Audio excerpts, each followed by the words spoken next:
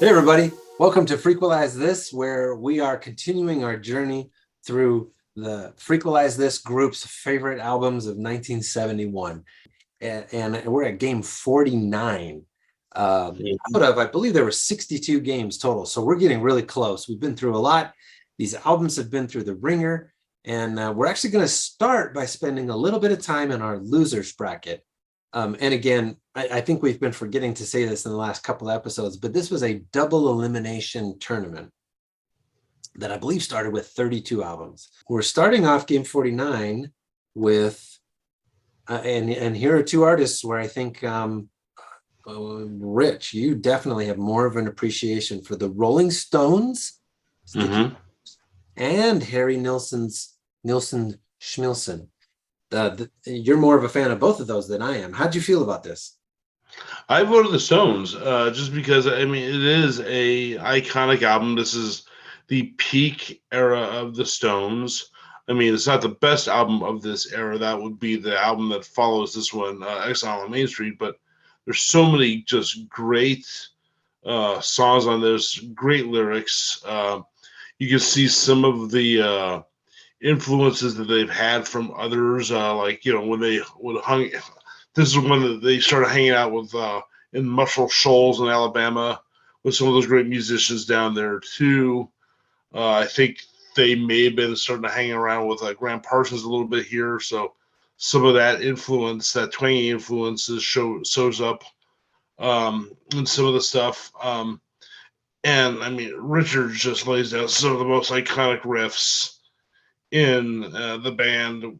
It's history, which is saying something because, you know, Keith, throws down a ton of crunchy riffs all over their discography. So, yeah, I like the Harry Nilsson album, of course, but it's no matchup for me. It's no match for me. It's the Stones on this one. Yep, and it's a case where the album that had been winning in the winners bracket came down and destroyed an album that had been cruising along in the losers bracket. So that's probably the right call right there. Yeah. All right, so next we end up game 50 with Cat Stevens, Teaser and the Firecat against Yes, Fragile. If you've been watching the prior episodes, you know where the three of us are going to lean, or you might likely think so. John, did we vote that way? Were the Prague guys consistent in voting Prague on this one? Let me check. This one was not a close battle. We did. Yeah, we stuck together. Yeah. The voting block here, but yeah, I mean, as much as you can appreciate the songcraft that a Cat Stevens brings. Again, yes, Fragile is just it's a prog juggernaut.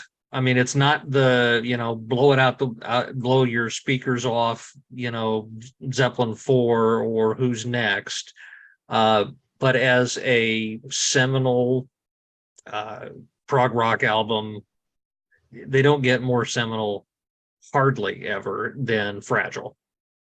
Although I would make the argument that you could totally blow your speakers out to Heart of the Sunrise. Well, this is true, but I don't think you're not as typically doing so. Right, but we're weird. Yeah, we're prog guys. What do you expect? Here's a fun fact on this particular contest. And this goes back to what I was saying where in a previous episode where Jethro Tull beat the Rolling Stones, is that that particular Jethro Tull album does have a classic rock factor, not just prog. Mm-hmm. Fragile has that as well, because in this particular contest, the one guy in our group that is the quickest one to refer to the three of us as you prog guys, he voted for Fragile here. Well, I think because any guy of a certain age that had a guitar when they were like 16, 17, they tried to play the opening riff of Roundabout. Mm-hmm. You just did. Yeah. And another fun fact, this is another one where Rick Wakeman shows up on both the albums. Because Wakeman does the piano on Morning is Broken. Wow. Which is just a gorgeous piano part. Yeah. because Rick Wakeman has never been able to sit still and not do something. I mean, the guy releases multiple albums a year routinely. So, And he's kind yeah, this of has just been him for years. and he has a hilarious Twitter handle. Well, this is true. Old Man Wakeman.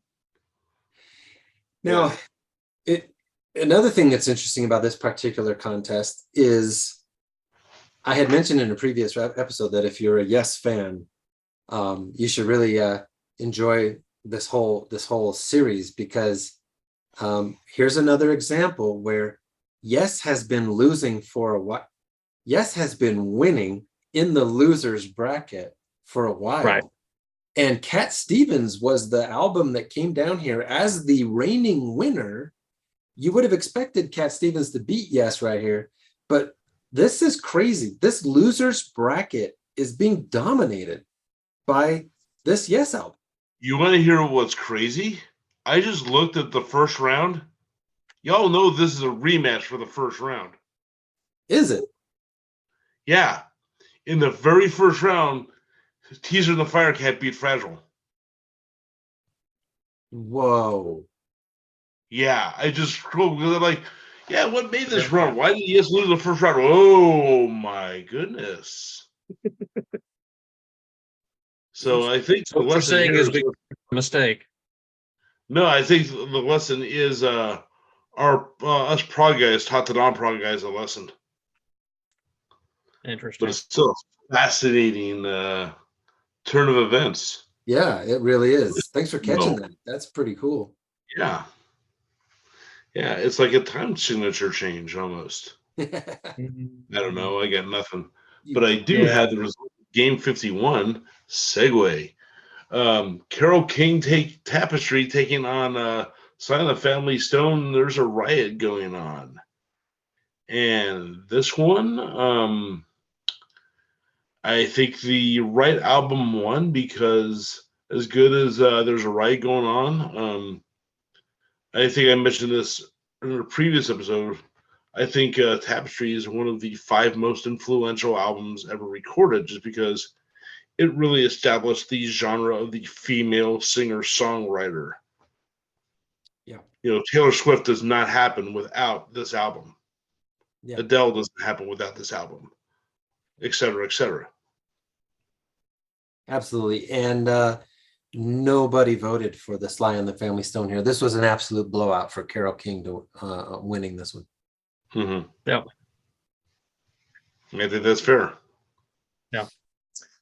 Next one we had in here, T-Rex Electric Warrior up against Genesis Nursery Cryme.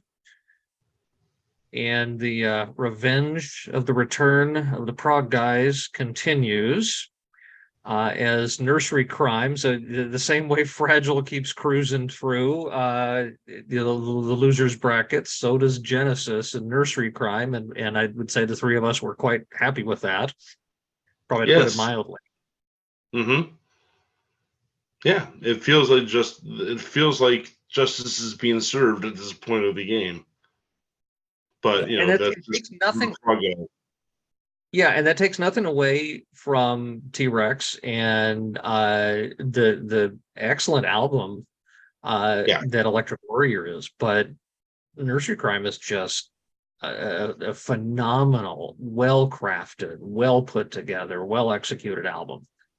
Well, we're also getting to the point of this exercise where you're gonna see like great albums going against great albums, and it's just difficult choices. I mean, I didn't, I know I said I kind of flippant with Nursery Cryme winning, but yeah, to your point, Dave, it's like this is not necessarily an easy pick because Electric Warrior is so phenomenal.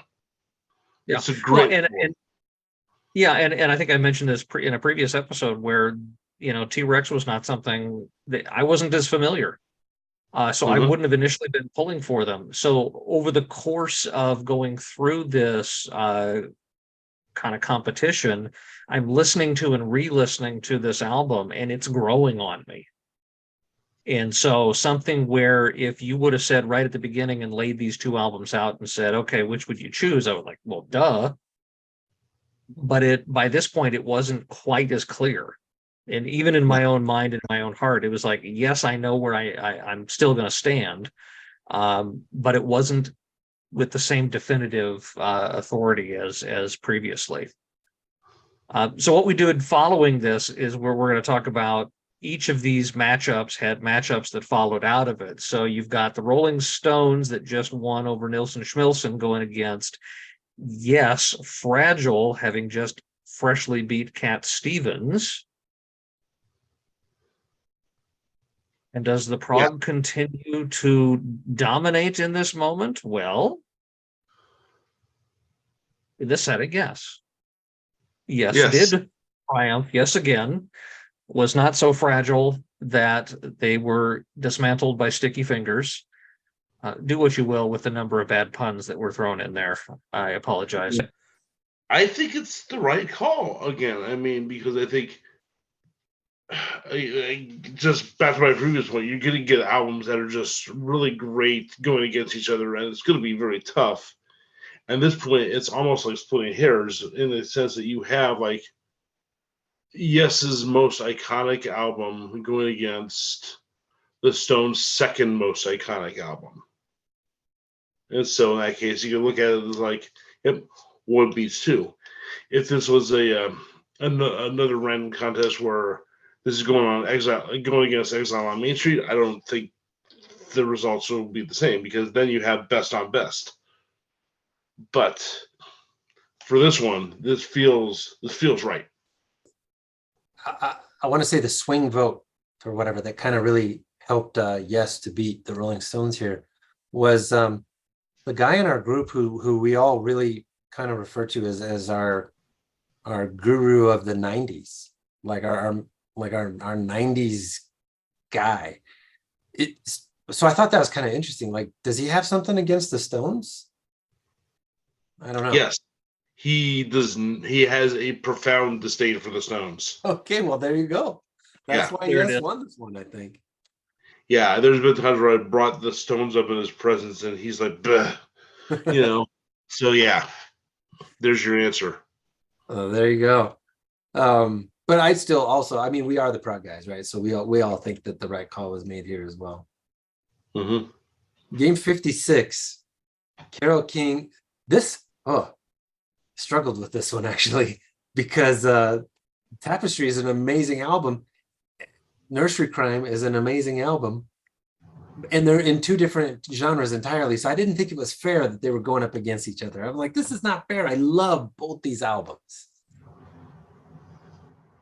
Yeah, but again, this is what happens when we have these contests. This is the Squid Game portion where characters that you really like are going to die. Yep. And unfortunately, if you're a prog guy, Genesis, the run ends right here. It does. Yeah. That's how many votes it got. This just makes us exodus out of the game. And the numbers are clearly there. Yeah. Guess how many votes Genesis Nursery Cryme got? 3. Yeah. 1, 2, 3. Yeah. Funny how that happens. Mm-hmm. Everybody else dunked on it with the Carole King. Yeah. Yeah. Seriously. And probably expected us to thank them for letting it go as far as it did. Yeah. At this point, I think we need bowling shirts to say the prog guys on it. I guess so. I think that works. Yeah. All right. So we're going to jump up a little bit here and look at, there were a couple of winners brackets. So we got the albums that have yet to lose. Rich, what was the first one of those? We got the final 4, gentlemen, and we're talking behemoths. So the first matchup is Jethro Tull's Aqualung versus Led Zeppelin IV. That's mighty. Yeah. Because, I mean, John mentioned in the previous episode that this Aqualung is not necessarily a prog album as much as it's a classic rock album. Yeah, I mean, I love Aqualung, but Zeppelin IV is just so foundational to rock music, especially in this particular year. It had to win. And in fact, it's like, I think we joked about how when we started this, we're like, yeah, we know Led Zeppelin IV is going to be the final anyway. So, Yeah, I mean, I think we did a poll one time on what is your favorite Led Zeppelin song? I think we did a series on that, but we left out Stairway. It was like, what's your favorite Led Zeppelin song that's not Stairway? Right. mhm. But we couldn't have done this thing. We couldn't have been like, okay, we're gonna do a huge double elimination tournament on the best albums of 1971. And oh, by the way, Led Zeppelin doesn't count because it's probably gonna win. We couldn't do that. Yeah. But here it is. I was just happy to see Jethro Tull get this far after being crushed by the early defeat of Genesis's Nursery Cryme. I was happy to see Jethro Tull make it as far as it did here. I mean, it's in the final four right here of the winners bracket. Mm-hmm. Oh, that's what you get when you have one of the most iconic guitarists of all time. Yeah. Yeah. Well, all right. The other two that were battling out this time in this final four were the Who's Next and Black Sabbath's Master of Reality. And ultimately, right, this kind of comes down to a contest between classic rock and heavy metal. And Mm-hmm. classic rock is just more palatable, I guess. Well, that and this is the Who's Next is about as heavy as classic rock gets. Yeah. Because, I mean, the iconic scream, I mean, won't get fooled again. Moon's drumming on this is so remarkable. And to drop the other shoe, when we also said that about, well, Zeppelin IV is going to be, the final, I think we also said Who's Next is going to be the final anyway. So, yeah. So this is a self-fulfilling prophecy. Yeah.